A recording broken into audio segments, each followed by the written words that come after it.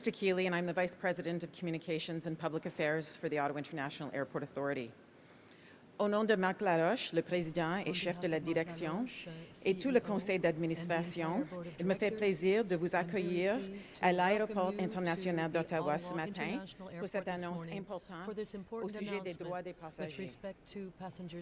It's fitting that the next steps in the program are being announced here at YOW, since Minister Garneau first announced the Air Passenger Protection Program's comprehensive consultation plan here just last May. As Marc Laroche mentioned then, the Ottawa International Airport Authority is fully supportive of the program and its efforts to put the framework in place and to ensure that Canadian travelers understand their rights. YOW is about to reach the 5 million passenger per year milestone. In fact, it will happen any day now. Alors que le nombre de passagers continue de croître et que l'aéroport devient en plus achalandé, le programme apportera de la rigueur à l'effort collectif de la communauté aéroportuaire pour servir nos passagers de la meilleure façon possible.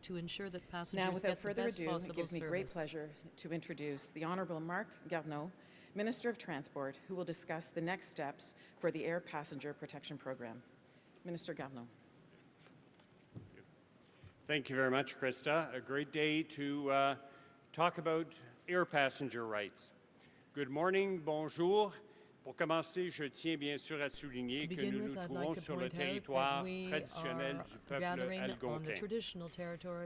Vous savez, la première compagnie aérienne canadienne a lancé ses activités il y a 80 ans. Aujourd'hui, le réseau aérien assure les déplacements de plus de 140 millions de passagers par année. Le transport aérien est maintenant devenu l'un des principaux moyens de transport des voyageurs et des marchandises. D'une année à l'autre, le Canada bénéficie de plus en plus de la compétitivité de ces transporteurs aériens sur le marché mondial.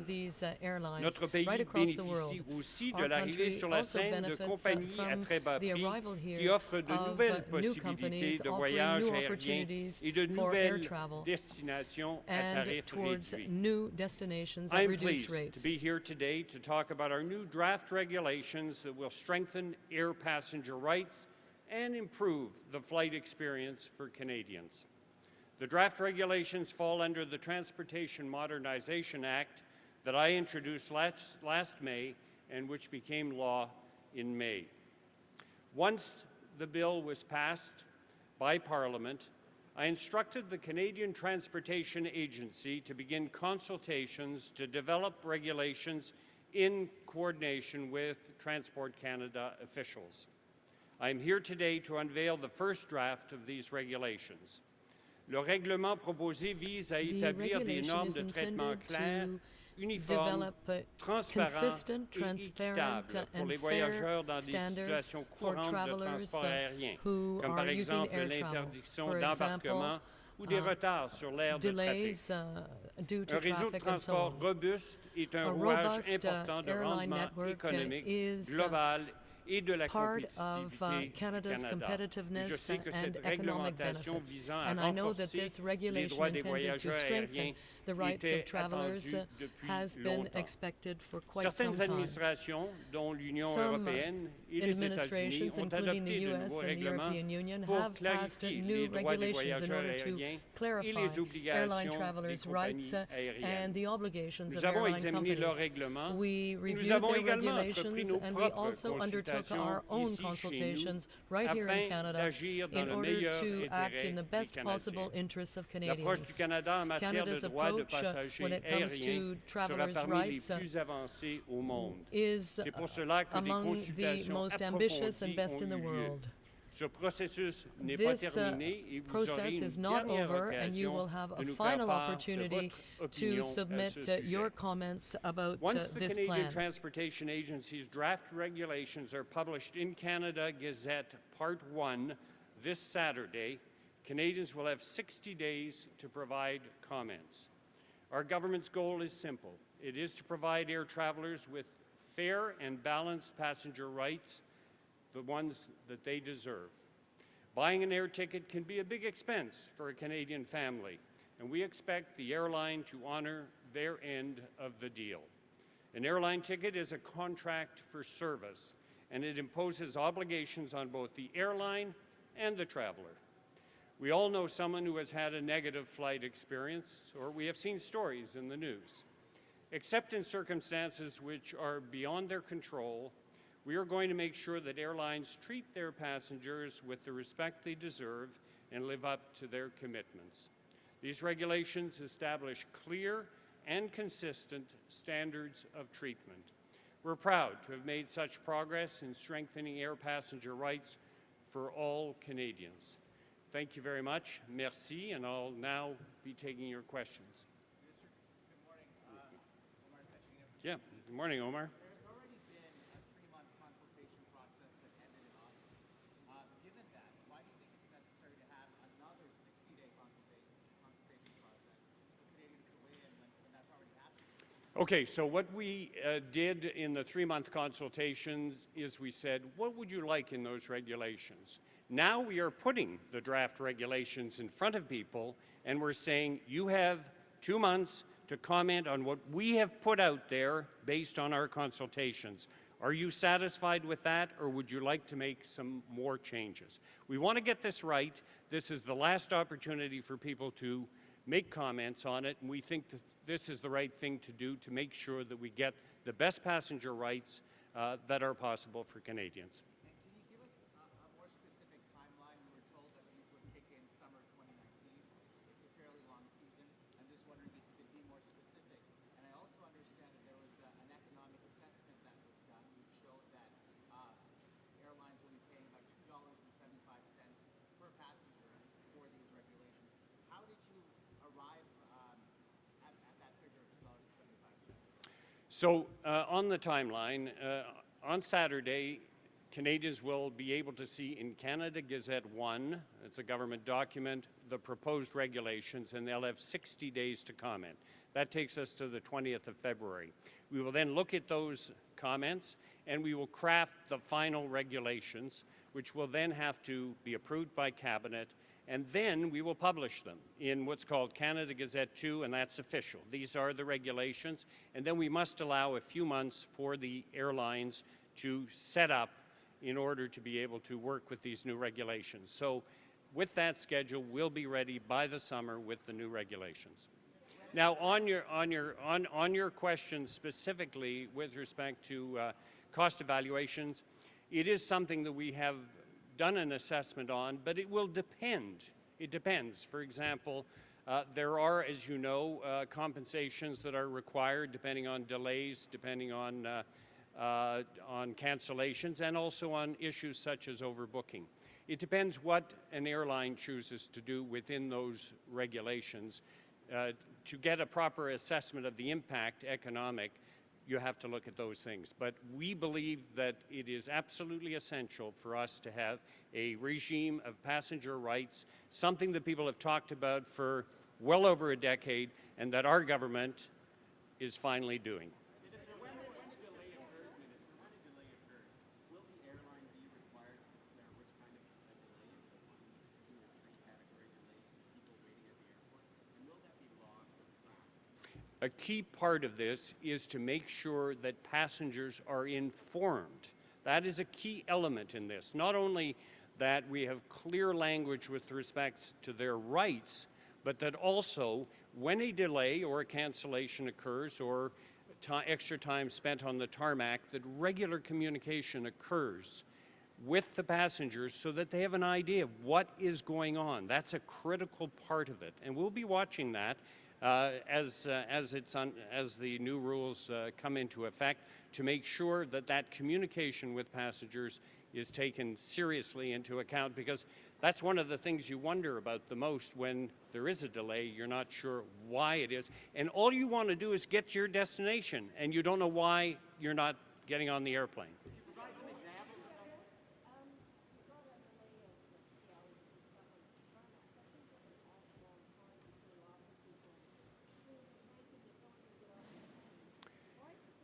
So we spent a great deal of time thinking about what is appropriate in terms of the maximum amount of time that you would be on the tarmac before you had to offer disembarkation to the passengers. For reference purposes, in Europe, there are no criteria, none whatsoever. There is no maximum time.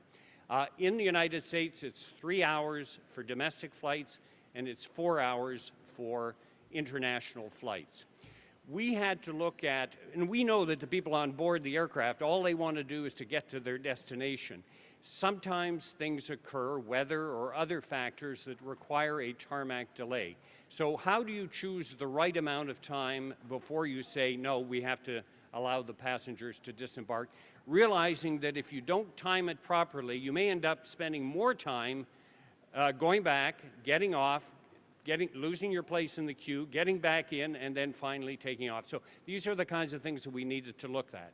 Having said that, there have been no regulations in place with respect to tarmac delays. Individual airlines may have chosen to put in place 90 minutes or what have you. They can do that. They can still do that. If they do that, then that's an obligation between them and their passengers. But we chose a time of 3 hours that we feel is applicable to all airlines. It will be applicable to all airlines, that we think is fair and that basically achieves that balance between recognizing that at some point you've got to let people get off, and on the other hand, the other part of it is that people do want to get to their destinations. Now, during that 3 hours, and this is one of the things we'll be looking for the airlines to come back to us on in the next 60 days, we want to hear what standards of treatment they are going to be providing to their passengers while they're stuck on the tarmac. Things such as use of the bathrooms, access to communications, ventilation, climate, air conditioning, food and water. We want to hear from the airlines on their plans with respect to that. We want to hear from the airlines on what they're going to be proposed. We will make a final determination, but we want to hear from the airlines on what No, they're not going to be waiting 3 hours.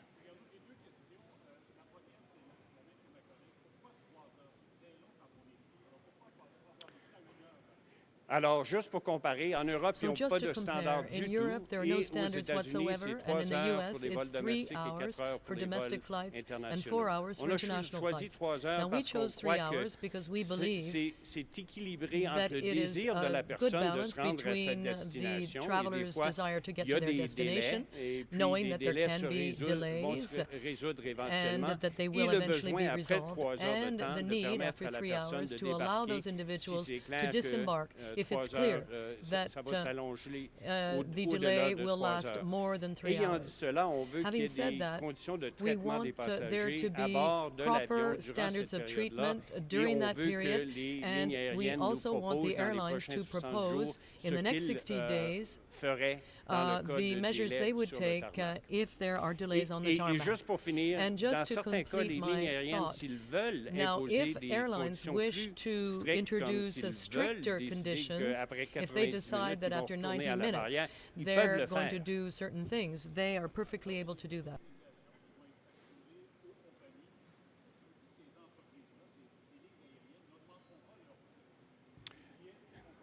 Notre évaluation, c'est que ça n'aura pas un coût, une augmentation de coût appréciable. Rappelons-nous aussi que les lignes aériennes sont en concurrence l'une envers l'autre. Et rappelons-nous aussi que les indemnisations que les lignes aériennes pourraient être obligées de payer vont être en fonction du respect de ce régime des droits des passagers. Alors, s'ils respectent ces droits des passagers, la grande majorité du temps, ça n'aura pas un impact appréciable sur leur coût.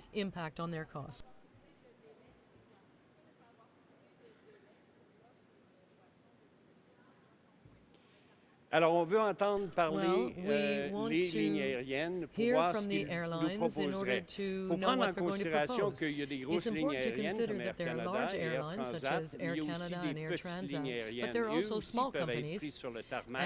Ils ont moins de ressources. Alors, on veut les entendre de ce côté-là parce que les passagers qui sont dans ces avions, qu'ils soient gros ou petits, veulent tous se rendre à leur destination. Ils sont tous pris sur le tarmac. Ils ont tous le droit d'avoir un certain traitement. a certain standard of treatment. So in the next couple of months, before we finalize the regulations, we want to give the airlines an opportunity to tell us exactly what they believe would be fair to ensure, because we all saw what happened last summer. It was terrible, and we absolutely want to avoid that kind of thing happening again. So we're taking the proper steps now to introduce correct standards of treatment for travelers.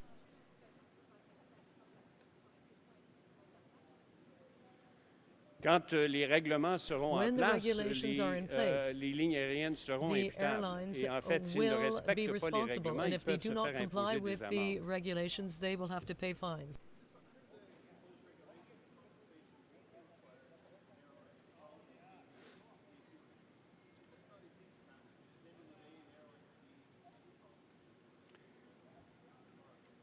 Airlines don't play around with safety. I can tell you that because we impose a huge number of regulations on airlines, and they're not going to start fooling around with it. Secondly, as you know, Transport Canada and the Canadian Transportation Agency monitor everything that they do. So I am not worried at all about what you've just hypothesized.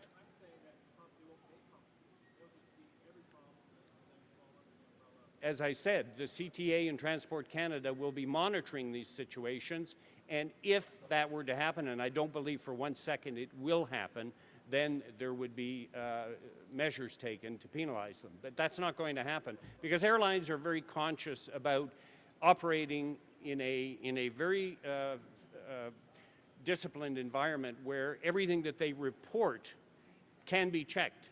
Everything that they report can be checked. And if we determine that something is happening that has not been properly, has been reported incorrectly, there'll be measures taken. So I'm not worried about the airlines. The airlines are going to take care of that.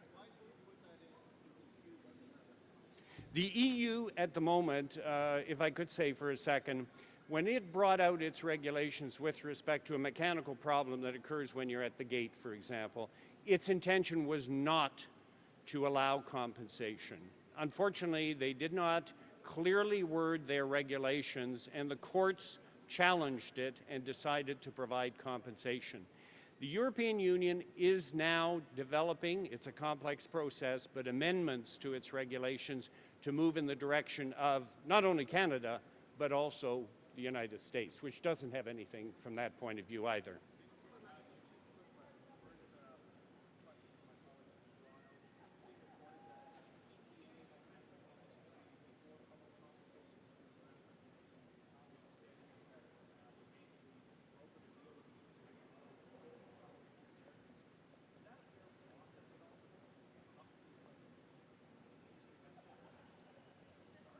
Well, I will leave that to the CTA to answer, but I would say that that's nonsense.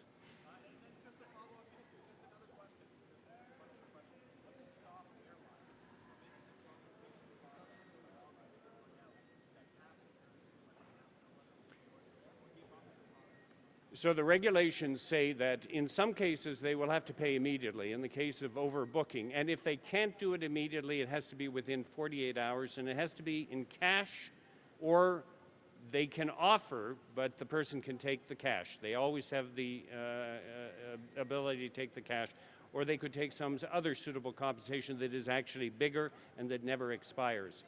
Otherwise, a passenger who feels that their rights have been infringed has 120 days to report it to the airline, and the airline must then respond within 30 days. If there is a contestation, then it goes to the Canadian Transport Agency to arbitrate on it. But I would say to you that in the vast majority of the cases, it's going to be resolved much, much more quickly than that. The rules are very, very clear.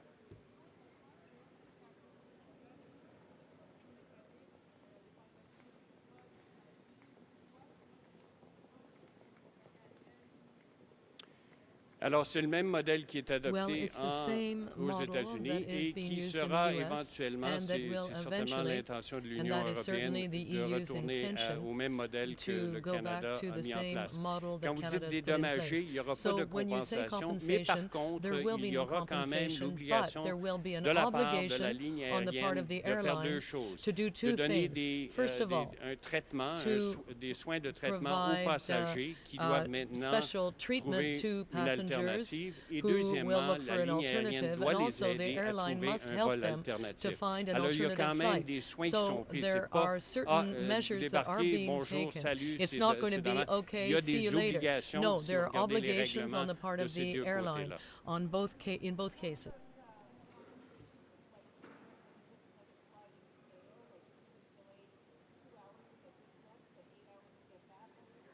So it is based on the delay that at arrival at your final destination. So if I haven't got the numbers in front of me, but if it's a delay that is considered to be within the carrier's responsibility, then after 3 hours, there is a certain amount that you must be compensated. After 6 hours, it's a greater amount, and after 9 hours, it's a greater amount. And by the way, after 9 hours, if your delay is going to be more than 9 hours, the airline has to find a booking for an alternative with one of its competitors for you to get on. It doesn't have to say, well, you flew with us, we have to find you an alternative that still has you flying with us. They have to, after 9 hours of delay, if it's going to be that long, find an alternative company.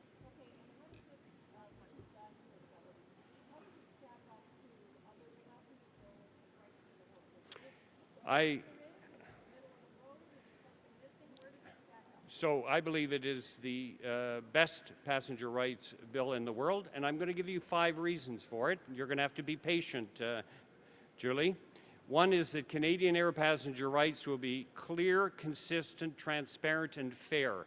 They're not necessarily clear in all jurisdictions. I'll say no more. Secondly, Canadian air passenger regulations will apply to all air carriers flying into the country. They don't have to be Canadian, by the way, out of the country or across the country. That's unique for Canada. Third, the regulations require air carriers to proactively offer standards of treatment of compensation. In Europe, for example, if you have a complaint about your rights, you have to go and go to the equivalent of the CTA to appeal your case and to say I should be compensated. The airlines will very much more be actively involved. Our passenger regulations will require air carriers to rebook you on a competitor after 9 hours. I mentioned that. And finally, Canadian air passenger regulations will, and I've said this before, prohibit the removal of an individual who is already sitting in their seat due to an overbooking situation. He cannot be involuntarily removed unless there's a safety or a security concern. That is something the United States is now in the process of legislating, but is in our regulations. So those are 5 reasons I think we have the best system in the world and the fairest. And we'll see what the people say. Thank you.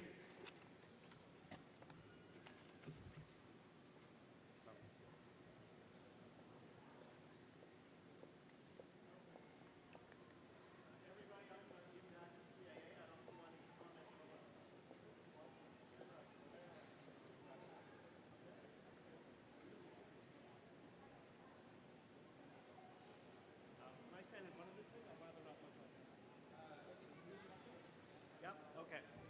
Sure. All mic'd up, eh? Okay. I am well, Bruce. How are you? My name is Ian Jack. I'm a spokesperson for the Canadian Automobile